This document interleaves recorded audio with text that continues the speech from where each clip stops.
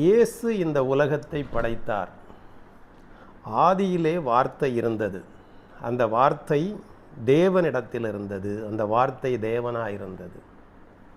அவருக்குள் ஜீவன் இருந்தது. அது மனுஷருக்கு ஒளியாக இருந்தது. அந்த வார்த்தை மாமிசமாகி நமக்குள்ளே வாசம் பண்ணினார். அவருடைய மகிமையை கண்டோம். அது தேவனுடைய குமாரனுக்கு ஏற்ற மகிமையாகவே இருந்தது. நியாயப்பிரமாணம் மோசேயினால் வெளிப்பட்டது. சத்தியமும் கிருபையும் இயேசுவின் மூலமாக வெளிப்பட்டது. இப்படியாக எழுதப்பட்டிருக்கிறது. இதில் சொல்ல வந்த விஷயம் என்னவென்றால், ஆதியிலே வார்த்தை இருந்தது. இதுதான் உலகத்தை படைத்தது. நாம் காணும் உலகங்கள் தோன்றுகிற விதமாய் தோன்றவில்லை. இவைகள் வார்த்தையினாலே படைக்கப்பட்டது என்றும் எழுதப்பட்டிருக்கிறது. அது ஒருவருடைய வார்த்தையின் சத்துவத்தினாலே நிலை நிற்கிறது என்றும் நாம் படிக்கிறோம். வானத்தின் சத்துவங்களெல்லாம் அசைக்கப்படும். அப்பொழுது வானத்தின் நட்சத்திரங்களுடைய பிடிகளெல்லாம் விலகும். இப்படியெல்லாம் எழுதப்பட்டிருக்கிறது. ஒருவர் இந்த உலகத்தை ஒருவர் தேவனிடத்தில் இருந்த ஒருவர் தேவனாக இருந்தார். இப்படி தான் அதில் எழுதப்பட்டிருக்கிறது. அப்போது இதில் புரிய வேண்டிய விஷயம் என்னவென்றால், சத்தியம் ஆவது இவர் தான் சத்தியம். நானே சத்தியமுமாய் இருக்கிறேன். சத்தியம். சத்தியத்தை குறித்து சாட்சி கொடுக்க பிறந்தேன். இது ஒரு சத்தியம். இப்போது சீடர்களெல்லாம் அவர்கிட்ட ஒன்று சொல்கிறாரு, சாட்சியாக ராஜ்யத்தின் சுவிசேஷம் சாட்சியாக பூமியின் கடைசி பரியந்தம் வரை பிரசங்கிக்கப்படும், பின்பு முடிவு வரும்.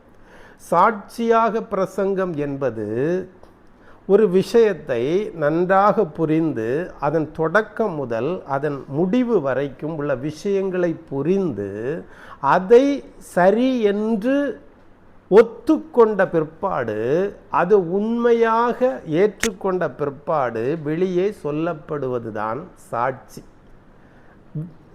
விசுவாசத்தினாலே பிரசங்கிக்கப்படும் என்பது ஒரு விசுவாசம் மட்டும் போதும். அதுக்கு எந்த விளக்கமோ அதனுடைய தத்துவங்களும் தேவை கிடையாது. ஆனால் இங்கு சொல்லப்பட்டிருக்கிறது, ராஜ்யத்தினுடைய இந்த சுவிசேஷம் சாட்சியாக பிரசங்கிக்கப்படும், அப்பொழுது முடிவு வரும். இப்போது இவர் தான் அதை படைத்தார் அப்படிங்கிறதுக்கு என்ன ஆதாரம்? நல்லா புரிந்து கொள்ள வேண்டிய ஒரு விஷயம்.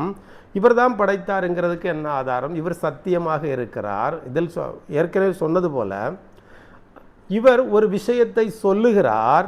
சொல்வதை சத்தியமாக மாற்றி கொடுக்க வேண்டிய வேலை தேவனுடையது, பிதாவினுடையது. ஆனால் செய்கிறது எல்லாம் ஜீவன் உள்ள ஒருவர் செய்கிறார். ஏனென்றால் அவருக்குள் ஜீவன் இருக்கிறது. அவர் ஆவியாக இருக்கிறார். தேவன் ஆவியாக இருக்கிறார். இவர் ஜீவனாக இருக்கிறார். ரெண்டுக்கு ஒரு வித்தியாசம். ஆவி, ஆத்மா, சரீரம். அதில் இவர் ஜீவனாக இருக்கிறார். இந்த ஜீவன் சொல்ல சொல்ல சொல்ல அதை அப்படியே ஆக்கி கொடுக்க வேண்டிய வேலை தேவனுடையது. இவர் அக்கிரமத்தை வெறுத்தவராக இருக்கிறார்.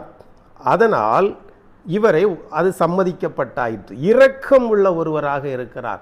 இவர் ஒரு அநீதி உள்ளவராக இருந்தால் இந்த உலகத்தை படைக்கும் பொறுப்பு இவரிடத்தில் வந்திருக்காது. அவர் யுத்தம் பண்ணுகிறவராக, சண்டையிடுகிறவராக, தனக்கு விருப்பம் இல்லாதவர்களை கொல்லுகிறவராக, இப்படியெல்லாம் பல குழப்பங்களுக்கு ஆளாக்கப்பட்டு விடுவார்.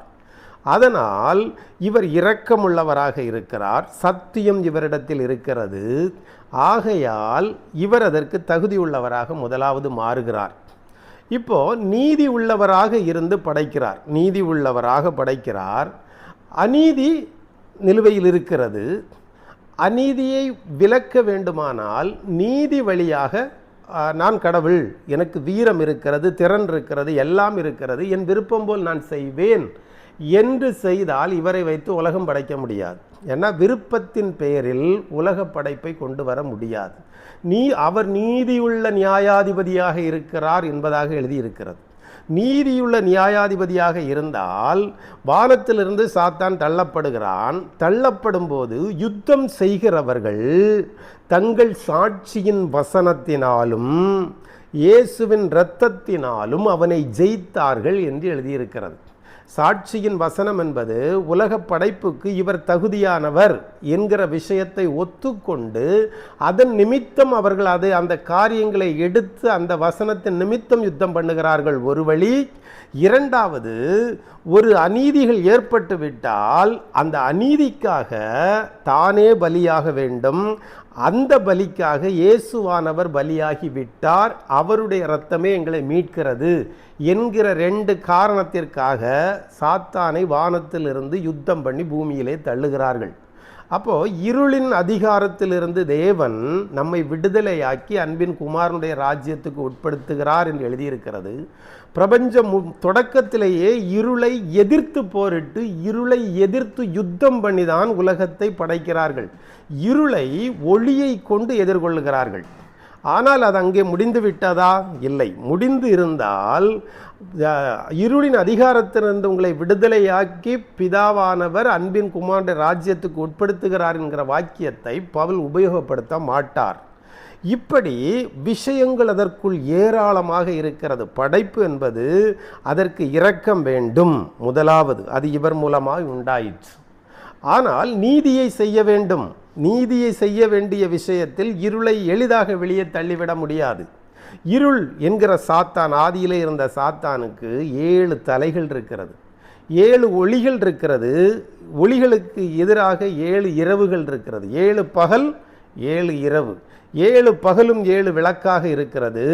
7 இரவும் சாத்தானுடைய 7 தலைகளாக இருக்கிறது. ஆதியிலே இருந்த வலு சர்ப்பம், அதற்கு 7 தலைகளும் 10 கொம்புகளும் இருக்கிறது. 10 கொம்புகள் என்பது பிரபஞ்சம் நிறைய இருக்கிற ஒளி, அதாவது நட்சத்திர வகைகளை 10ஆக பிரித்திருக்கிறார்கள். இது மோசேயோடு சொல்லும்போது கேருபீன்களை வரைவாயாக, அந்த கேருபீன்கள் வரையப்பட்ட ஒரு மூடுதிரை 10 மூடுதிரைகளை நீ உண்டு பண்ணுவாயாக. அதன் நீளம் 28 முழ நீளமாக இருக்க வேண்டும். ஒவ்வொன்றும் 4 முழ அகலமாக இருக்க வேண்டும். 10 வகை மூடுதிரைகள் இருக்கிறது. இந்த பிரபஞ்சத்தை ஆட்சி செய்கிற நட்சத்திர பிரிவான ராஜாக்கள் எல்லாரும் 10 வகையாக இருக்கிறார்கள். 10 ராஜாக்கள், 10 மூடுதிரைகள், 10 கொம்புகள். இவைகளெல்லாம் இரவை பிரகாசிக்கிற நட்சத்திரங்களாக இருக்கிறது. நட்சத்திரத்தின் வகைகளாக இருக்கிறது. நட்சத்திரத்திற்கு நட்சத்திரம் விசேஷித்திருக்கிறது என்று இவர் பவுல் எழுதுகிறார். இந்த 10 வகையான இருளை ஆட்சி செய்கிற இந்த சாத்தான் இருளுக்குள் ஆட்சி செய்கிற நட்சத்திரங்களின் 10 வகைகளும் உன் கொம்பில் இருக்கிறது. 7 தலைகளும் 10 கொம்புகளுமாக இருக்கிறது. இவைகள் படைப்பு என்கிற விஷயத்தில் இதெல்லாம் உள்ளுக்குள்ளே இருக்கிறது. இவைகளை சரியாக எடுத்து வகுத்து பிரித்து எல்லாருக்கும் சொல்லிக் கொடுப்பவரே ஆசாரியனாக இருக்கிறார். தேவன் ராஜாக்களையும் ஆசாரியர்களையும் அழைத்தார். ராஜாக்கள் இல்லாமல் இந்த உலகத்தை உருவாக்க முடியாதா? ராஜாக்களின் வேலை என்ன? அப்படிப்பட்ட விஷயங்கள், தெய்வீகமான விஷயங்கள் இருக்கிறது. இயேசு கிறிஸ்துவானவர் பூமியின் ராஜாக்களுக்கெல்லாம் அதிபதியாக இருக்கிறார். யூதருக்கு ராஜாவாக பிறந்திருக்கிறவர் எங்கே? அவரை தொழுது கொள்ள வேண்டும் என்று வான சாஸ்திரிகள் வந்தார்கள் ஒரு பக்கம். இன்னொரு பக்கம் நீங்கள் பார்த்தால் ஆசாரியர்கள் என்கிறவர்கள் யார்? இந்த ஆசாரியர்கள் என்கிறவர்கள் இந்த தாவீது கதை, சாலமோன் கதை, பைபிள் இருக்கிற ஆதியாகமும், யாத்ராகமும், லேவியராகமும், எண்ணாகமும், உபாகமும் என்கிற பஞ்ச ஆகமங்களையும் சொல்லி இதை தருகிறவர்களோ, அதற்கு பிற்பாடு வருகிற சரித்திர கதைகளையும், நாளாகமங்களையும், ராஜாக்கள் புஸ்தகத்தையும், அதற்கு பின் வருகிற தீர்க்கதரிசிகளையும், சங்கீதங்களையும் சொல்லித் தருகிறவர்கள் தான் ஆசாரியர்கள் என்று நினைத்து கொண்டிருக்கிறீர்களோ, அது தவறு. இவைகளை சொல்லுவதற்கு ஒரு ஆசாரியன் தேவையே கிடையாது. சாதாரணமான ஒரு உபாத்தியாயர் போதும் இவைகளை சொல்லுவதற்கு. இவைகளை சொல்லுகிறவர்களை தெய்வ கூட்டத்தில் சேர்ப்பதே இல்லை. ஆசாரியர்கள் என்பவர்கள் இந்த பிரபஞ்சம் முழுவதும் இருக்கிற தெய்வ விஷயங்கள், இந்த பிரபஞ்சம் எப்படி உருவாக்கப்பட்டது, எப்படி இயேசு கிறிஸ்துவை கொண்டு செய்தார், அதன் பின்னிலையில் இருக்கிற அதுக்கு என்னென்ன தகுதிகள் தேவை, இந்த தகுதிகளை எல்லாம் எப்படி அவர் பெற்றார், அப்படி என்கிற பிரபஞ்சத்தில் இருக்கிற தேவ ராஜ்யத்திற்கு உட்பட்ட அத்தனை விதிகளையும், அத்தனை ஆசாரியத்துவங்களையும், தெய்வீகங்களையும், அங்கிருக்கிற அதிகாரம் எப்படி தீமைகளை அழித்து அதை நிலைநிறுத்துகிறார். அது ராஜாவின் கடமையாக இருக்கிறது. எப்படிப்பட்டவைகளை எல்லாம் அவர் ஒதுக்குகிறார், அழிக்கிறார். இப்படிப்பட்ட விஷயங்களை எல்லாம் சொல்லித் தருவதற்குத்தான் ஆசாரியர்கள் தேவை. அப்படிப்பட்ட ஆசாரியர்களாகவும் ராஜாக்களாகவும் தான் உங்களை அழைத்தாரே அல்லாமல் இப்படிப்பட்ட கதைகளை சொல்லுகிறவர்களாக அவர் உங்களை அழைக்கவில்லை. பெரும் விஷயங்கள் இதற்குள் இருக்கிறது. தொடர்ச்சியாக பார்க்கலாம்.